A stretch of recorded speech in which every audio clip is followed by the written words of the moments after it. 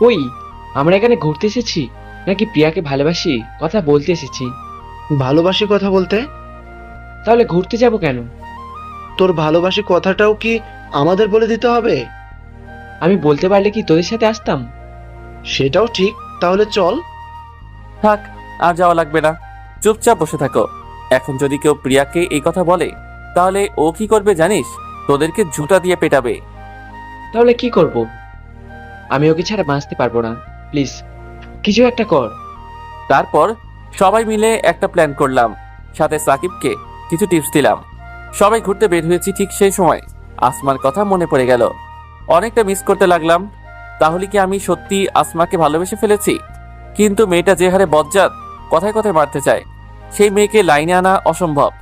মনে মনে এসব কথা ভাবছি, এমন সময় জয় বলল, কিরে, কি ভাবছিস? না তেমন কিছু না। আরে শালা, আমাদের কেউ বলবি না? আমার মনে হয় আমি সত্যি আসমাকে ভালোবেসে ফেলেছি। সেটা তোর বলতে হবে না, আমরা এমনিতেই আন্দাজ করতে পেরেছি। জ্যোতিষী হয়েছিস নাকি? আরে না, তবে এর আগে কোনো মেয়ের সাথে এভাবে কখনো কথা বলিস নাই, তাই আর কি। ও, আরো কিছু সময় ঘোরাঘুরি করার পর প্রায় সন্ধ্যার সময় বাসায় এলাম। রাতের খাবার খাওয়ার পর ভাবছি আম্মুকে ফোন করব। ঠিক তখনই আম্মু ফোন করলো। আম্মু কি করো? এই তো বসে আছি। তুই কি করিস? খাবার খাইছিস? হ্যাঁ আম্মু, খেয়েছি। তোমরা খেয়েছো? না, এখন খাবো। আর শোন, 21 তারিখ তোর ভাইয়ের বিয়ে। এখন তুই তাড়াতাড়ি চলে আয়। কি, এত তাড়াতাড়ি কেন? তাড়াতাড়ি তাতে কি? আর তুইও তো বলেছিলি। হ্যাঁ, কিন্তু এত তাড়াতাড়ি না। সেটা জানি না, এখন তোর আব্বুর সাথে কথা বল। আব্বু, তোমরা এত তাড়াতাড়ি বিয়ে ঠিক করলে কেন? সেটা আমাকে বলতে হবে না, তাড়াতাড়ি বাসায় চলে আসো, অনেক কাজ পড়ে আছে। সেটা সম্ভব না, কেন? কারণ আমি 23 তারিখে বাসায় যাব। দেখো সোহান, এখন মজা নিও না, যেটা বলছি সেটা করো। আব্বু, সত্যি বলছি। আব্বু কিছু সময় চুপ থাকার পর আবারও বলল, কি বলছো এসব? হ্যাঁ, আমি সরি, প্লিজ একটু ম্যানেজ করো। আর আমিও তাড়াতাড়ি চলে আসার জন্য চেষ্টা করব। ঠিক আছে, রাখছি। বুঝতে পারলাম আব্বু রেগে গেছে, কারণ যখন তিনি রেগে যায় তখন কারোর সাথে কথা বলতে চায় না। সে যাই হোক, সেদিনের মতো ঘুমিয়ে গেলাম।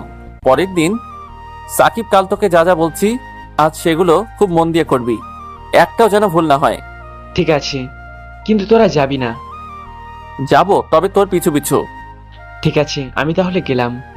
তারপর সাকিব চলে গেল। কিন্তু আমাদের সবার দুর্ভাগ্য, যেটা ভাবছিলাম সেটাই হয়েছে। দুর্ভাগ্যটা হলো শালা ভিতুটা আজকেও প্রিয়াকে কিছু বলতে পারিনি। মন খারাপ করে বাসায় চলে এলাম। এইভাবে আরো 3 দিন চলে গেল। ভাইয়ার মাত্র 2 দিন পর বিয়ে, আর এদিকে এতটুকু কাজ হলো না। মন খারাপ করে বসে আছি। তখনই প্রিয়া রুমে আসলো। প্রিয়ার সাথে কিছুক্ষণ কথা বললাম। আর আপনাদের তো বলাই হয়নি, প্রিয়া ইন্টার প্রথম বর্ষের ছাত্রী, আমাদের থেকে 1 বছরের জুনিয়র। এভাবে আরো একদিন চলে গেল, আর মাত্র ভাইয়ার বিয়ের একদিন আছে। ধুর, কাদের সাথে এলাম। এখন ভাইয়ার বিয়েটাও মিস করতে হবে। আর কাল অপেক্ষা করব না, না বলতে পারলে সোজা বাসায় চলে যাব। আর শালার ভিতরটাও এইটুকু বলার সাহস নাই, আর মাত্র 2 দিন পর বিয়ে। পরের দিন, ধুর, ভাইয়ার বিয়েটাও মিস হয়ে গেল। মন চাইতেছে শালাকে পুকুরের জলে ফেলে দেই। মনে মনে এসব ভাবছি, আর সাকিব প্রিয়ার পিছু পিছু যাচ্ছি। কিছু পথ যাওয়ার পরেই যা দেখলাম, কিছু দূর যাওয়ার পরেই প্রিয়া সাকিবকে জড়িয়ে ধরল। এই দৃশ্য দেখে আমরা সবাই রীতিমতো অবাক না হয়ে পারলাম না। তবে ওদের দুজনের থেকে আমরা অনেকটা পিছনে। ওরা কি কথা বলছে সেটা ভালো ভাবে বুঝতে পারছিলাম না আমরা কেউই। তাই ওদের কাছে গিয়ে শুনতে পেলাম, প্লিজ সাকিব, আমি তোকে ছাড়া বাঁচবো না।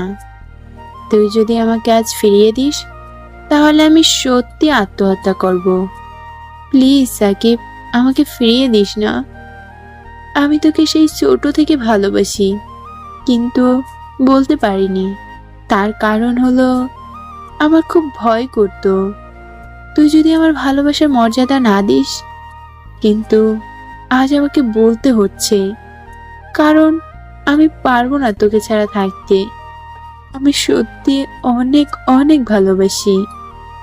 প্রিয়ার কথাগুলো শুনে আমরা থমকে গেলাম। তবে আমাদের থেকে মনে হচ্ছে সাকিব বেশি অবাক হয়েছে। কয়েক মুহূর্তের জন্য ল্যাম্প পোস্ট হয়ে গেছে। কোনো কথা তো দূরে থাক, একটু নাড়াচড়াও করতে পারছে না। সাকিবের এমন করুণ কাহিনী দেখে প্রিয়া আবারও বলল, কি হলো, কথা বলছিস না কেন? তুই সত্যি আমাকে ভালোবাসিস? হ্যাঁ, অনেক ভালোবাসি। কিন্তু তোর তো কাল বিয়ে। আমার মনে হয় তোর কাল বিয়ে করে নেওয়াই ভালো। সাকিবের কথা শুনে কিছুক্ষণের জন্য মন চাইছিল শালাকে জুতা দিয়ে পিটাই। হঠাৎ মনে পড়ল প্রিয়ার কথা। আমাদের এত রাগ হচ্ছে, না জানি প্রিয়ার কত রাগ হচ্ছে। শালার ভিতর ডিম। দ্রুত ওদের কাছে গেলাম। প্রিয়া, তোমাকে ধন্যবাদ, আর এখন বাসায় যাও। ধন্যবাদ কেন? কারণ এই হারামিটাও তোমাকে ভালোবাসে। কিন্তু ও তো। কিছু না, তুমি এখন বাসায় যাও। আমাদের কথা শুনে প্রিয়া বাসায় চলে গেল।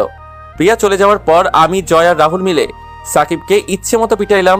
তারপর বললাম, শালা তোর জন্য এখানে এসেছি, আর তুই কি না? আমি কি করব? কাল তো ওর বিয়ে। তাহলে আমাদেরকে এখানে এনেছিলি কেন? তোর জন্য আজ আমার ভাইয়ের বিয়েতে যেতে পারিনি, আর তুই কি না? ভাই, আমার অনেক ভয় করছে। আরে একবার ভয়ের কথা বললে তোর এখানেই মেরে ফেলবো। শালা তোর জন্য কতদিন গার্লফ্রেন্ডের সাথে দেখা করতে পারি না। যা হবার হয়েছে। তুই আজকে আঙ্কেল আন্টিকে প্রিয়ার কথা বলবি। এই বিষয়ে আর কিছু শুনতে চাই না। ঠিক আছে। সেখানে আর না থেকে সাকিবের নানু বাসার দিকে রওনা দিলাম। আর আফসোস করতে লাগলাম, ভাইয়ের বিয়েটা মিস করে ফেললাম। ওদের দুজনের প্রতি অনেক রাগ হচ্ছিল। ভালো যদি আগে থেকে বাসতি তাহলে আগে বললে কি বা হতো। আর মনে এসব ভাবছি, হঠাৎ আসমার কথা মনে পড়ে গেল। আজ অনেকদিন হলো কোনো কথা বা দেখা হয়নি। কি যে করি, আইডিয়া। জয় দোস্ত, তোর গার্লফ্রেন্ডকে ফোন দে তো। কেন? ওর থেকে আসমার নাম্বার নিব। কিন্তু নুসরাত কি দিবে? আমার কথা বল দিবে। তারপর জয় নুসরাতের সাথে কথা বলার পর ওর নাম্বার নিয়ে আমাকে দিল।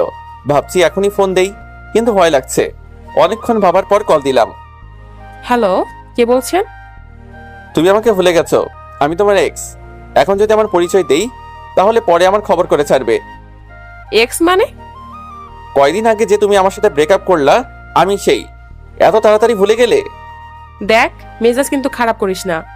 আর তোর বাসা কোথায়, শালা লুচ্চা কোথাকার? আরে জানু, রাগ করছো কেন? দেখ, আর একবার যদি আজে বাজে কথা বলিস তোকে ফোনের ভিতরে গিয়ে পিটাবো কিন্তু। আমি আজে বাজে কথা বলছি না জানু। আবার তুই দেখ, আজ আনন্দের দিনটাতে আমাকে রাগাস না, তাহলে কিন্তু ভালো হবে না। আনন্দ? কিসের আনন্দের দিন? সেটা তোকে বলতে যাবো কেন? আমি তোমার ভবিষ্যতে স্বামী হব, তাই। আল্লাহ, এ কোন পাগল! ধুর, রাখ তুই। কলটা কেটে দিল। কথা বলা শেষ হতেই সবগুলো একসাথে হাসিতে মেতে উঠলাম। তারপর সবাই কথা বলতে বলতে সাকিবের নানুর বাসায় চলে এলাম। রাতে রুমের ভিতরে একা বসে আছি, কারণ সাকিব গেছে ওর বাবা মা আর ওর মামা মামিকে বলতে, আর জয় রাহুল ওদের গার্লফ্রেন্ডের সাথে বাইরে গিয়ে কথা বলছে। তাই ভাবলাম আম্মুকে কল দেই। যেই ভাবা সেই কাজ, আম্মুকে কল করলাম। আম্মু, কি করো? বুঝতে পারলাম রাগ করেছে, কারণ যখন আমার উপর রাগ করে তখন আর আমার সাথে কথা বলে না। ঠিক আছে, কথা বলতে হবে না, বাই। আমি কিন্তু সত্যি কেটে দিলাম, আর কখনো বাসায় ফিরবো না। আকাশের ওই তারার দেখে চলে যাব, তখন বুঝবা কেন আমার সাথে কথা বলনি। কিছুক্ষণ চুপ থাকার পর আম্মু কান্না করে দিল। আমি জানতাম এটা বললে আম্মু কষ্ট পেয়ে কান্না করবে, কিন্তু কি বা করব, এটা বললেই শুধু তার রাগ ভাঙানো যায়। তোকে কতবার বলেছি এই কথা কখনো মুখে আনবি না, তারপরেও কেন বলিস? আমার বুঝি কষ্ট হয় না? আরে আম্মু, কান্না করছো কেন? আমি তো শুধুমাত্র মজা করছিলাম। তাই বলে প্রতিবার একই রকম মজা করতে হবে? তুমিও তো প্রতিবার রাগ করো। থাক, আর বলতে হবে না। Thank you darling. এখন বলো, বিয়ের কি খবর? এখনো সবাই আসেনি, তবে মনে হচ্ছে একটু পর চলে আসবে। আর তুই বাসে আসবি কবে? কালকে চলে আসবো। পাক্কা তো? হ্যাঁ, পাক্কা। মনে থাকে যেন। থাকবে। এখন রাখছি। ঠিক আছে, বাই। তারপর কলটা কেটে দিতেই সাকিব রুমে আসলো। সবাই রাজি হয়ে গেছে। সত্যি? তা কি বলেছিলি যার জন্য রাজি হয়ে গেল? আরে, আমি আমার জ্ঞানে কিছুই বলিনি। এখান থেকে আমি সোজা প্রিয়ার রুমে যাই। তারপর প্রিয়া কিছু কথা আমাকে শিখিয়ে দেয়, আমি সেগুলো তাদের বলি। প্রথমে রাজি হচ্ছিল না, যখন প্রিয়া বলল তখনও রাজি হচ্ছিল না। কিন্তু প্রিয়া যখন সবার সামনে হাত কাটে তখন সবাই রাজি হয়। আলহামদুলিল্লাহ, রাজি হয়েছে, এটাই অনেক। তো এখন কি? এখন আর কি, বিয়ে বাদ। আর আমাদের দুজনের বিয়ে 2 বছর পর। যাক, তাহলে বেঁচে গেলি শালা। থ্যাঙ্কস তোদের। থাক, আর বলা লাগবে না। সেদিনের মতো কথা বলে ঘুমিয়ে গেলাম। পরের দিন সকালে নাস্তা খেয়ে বাসার উদ্দেশ্যে রওনা দিলাম। বাসায় আসতে দেখতে পেলাম বাসা অনেক সুন্দর করে সাজানো হয়েছে, আর হবেই না বা কেন, আমার ভাই বলে কথা। গাড়িটা পার্ক করে বাসার ভিতরে চলে গেলাম।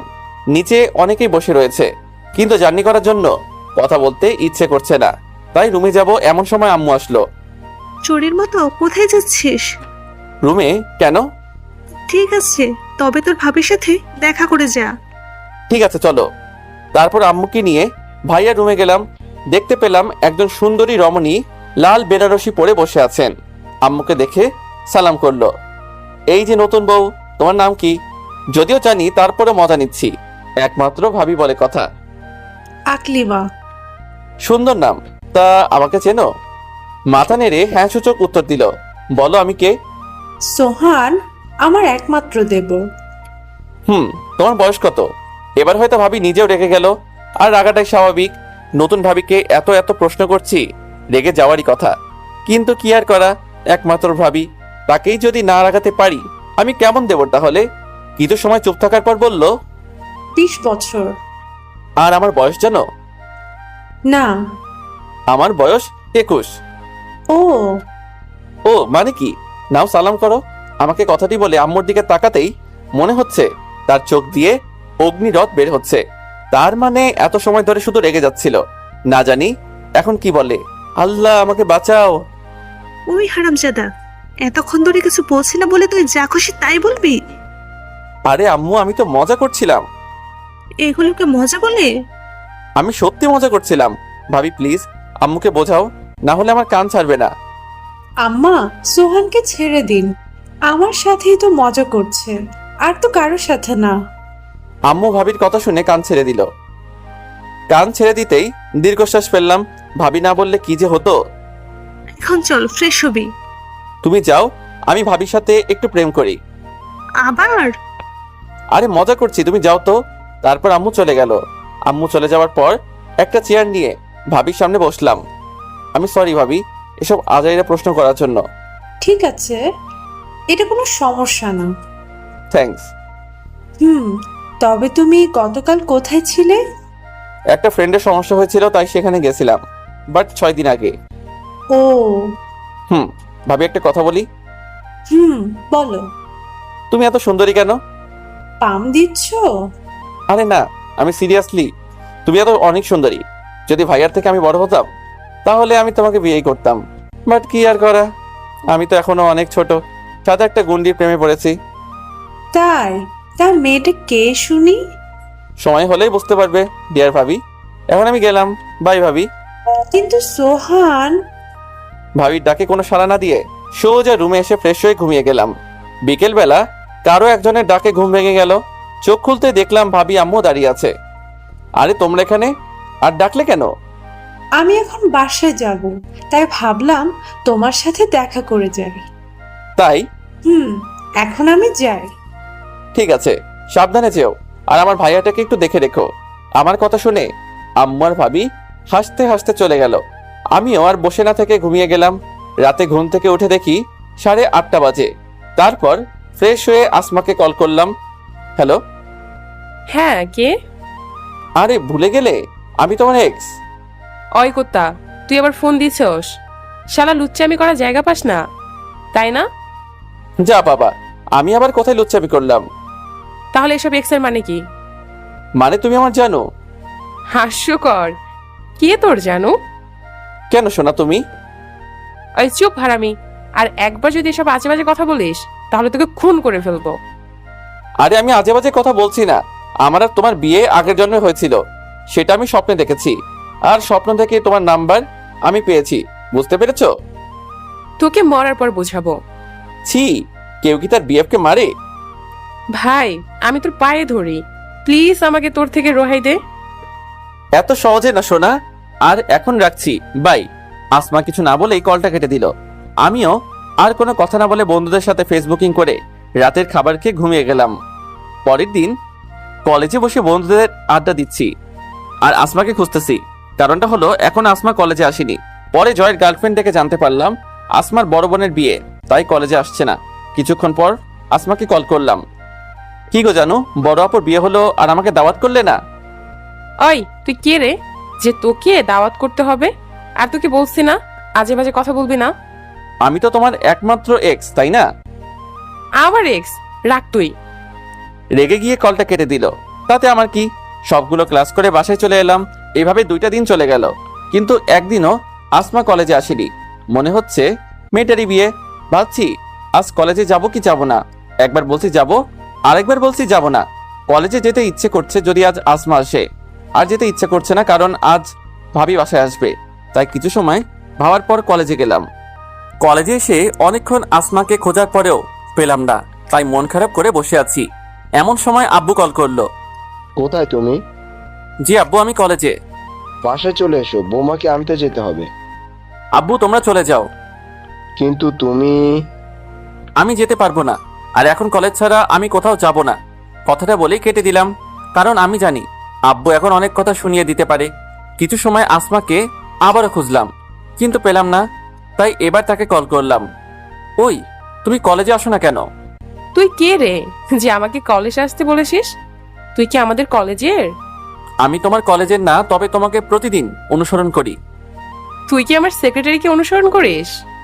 সেক্রেটারি না, তবে তুমি বললে না করব না। সেটা পরে দেখা যাবে। এখন তোর পরিচয় দে, তারপর তোকে দেখাচ্ছি আমি তোর কি করি। ভয় দেখাচ্ছ? তোর যদি মনে হয় যে ভয় দেখাচ্ছি, তাহলে ভয়ই। ভয় দেখিয়ে কি লাভ? আর তুমি যদি আমার পরিচয় জানতে পারো তাহলে তুমি নিজেই ভয় পাবা, বুঝলে সোনা? অয় কুত্তা, তোরে বলছি না এই জানো শোনা বলে রাখবি না। তুমি তো আমার মেয়ের বন্ধুর মতো। মেয়ে বন্ধু মানে? সেটা তুমি বুঝবা না। আমার বুঝতেও হবে না। ঠিক আছে, কাল কি কলেজে আসবে? সেটা তোকে কেন বলতে যাব? তাও ঠিক। ওকে, রাখছি এখন। ভালো থেকো। কথা বলা শেষ করে কলটা কেটে দিলাম। তারপর ক্লাসে চলে এলাম। একা একা বসে আছি, এমন সময় সাকিব আর জয় এলো। কিরে মজনু, কি খবর? পুরো দেবদাস। কেন, কি হয়েছে? আরে ও তো সবসময় আজে বাজে কথা বলে। তাহলে তোর পরিচয় দে। না, আগে পরিচয় দেওয়া যাবে না। কেন? কারণ আমি চাই না কেউ আমাকে আমার আব্বুর পরিচয় ভালোবাসুক। আমি চাই সে শুধু আমার পরিচয় ভালোবাসবে। ঠিক আছে, তাহলে লেগে থাক। তারপর সবগুলো ক্লাস শেষ করে বাসায় চলে আসলাম। বাসায় এসে আমজাদ কাকাকে বাইরে থেকে দুজনের খাবার আনতে বললাম। 10 মিনিট পর আমজাদ কাকা রুমের বাইরে থেকে বলল, ছোট সাহেব আসবো? আরে কাকা, বাইরে কি করছেন? আসেন তো। আর আপনাকে কতবার বলবো আমাকে সাহেব বলবেন না, আমাকে নাম ধরে ডাকবেন। যেমনটা মোহনকে ডাকেন ঠিক সেভাবে আমাকে ডাকবেন। ঠিক আছে বাবা, এই নাও। দিন। আরেকটু অপেক্ষা করুন।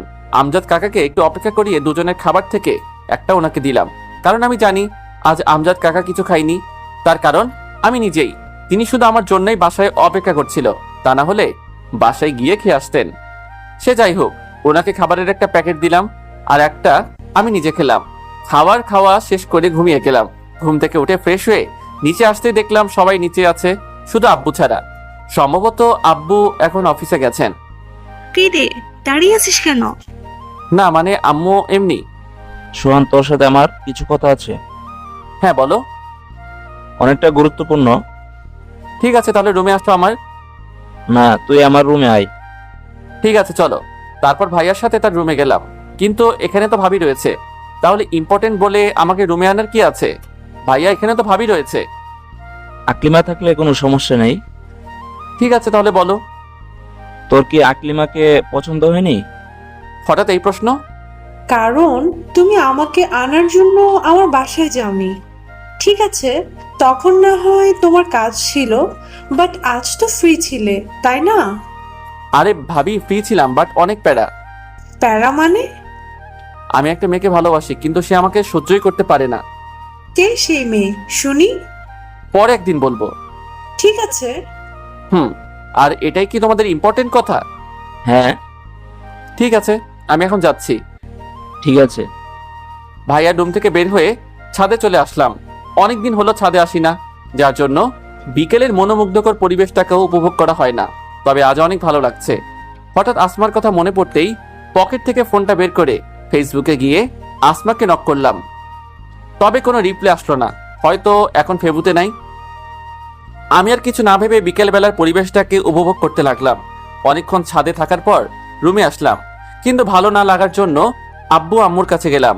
তাদের সাথে কিছু সময় কথা বলার পর রুমে এসে ফোনের ডাটা অন করতেই মেসেঞ্জারে একটা শব্দ হলো। লক্ষ্য করলাম আসমা রিপ্লাই দিছে, তবে শুধুমাত্র একটা রাগী ইমোজি। কি আর করা, আর কোনো টেক্সট করলাম না। তারপর সেদিনের মতো রাতের খাবার খেয়ে ঘুমিয়ে গেলাম। পরের দিন খুব সকালে কারো ডাকে ঘুম ভেঙে গেল।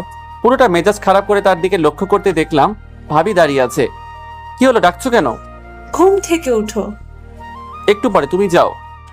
না, এখন উঠো। ভাবি প্লিজ। বুঝতে পারছি, আমার ছোট বোনের সাথে তোমাকে বিয়ে দিতে হবে, তাহলে বুঝবে। কেন, তোমার বোন কি ভূত?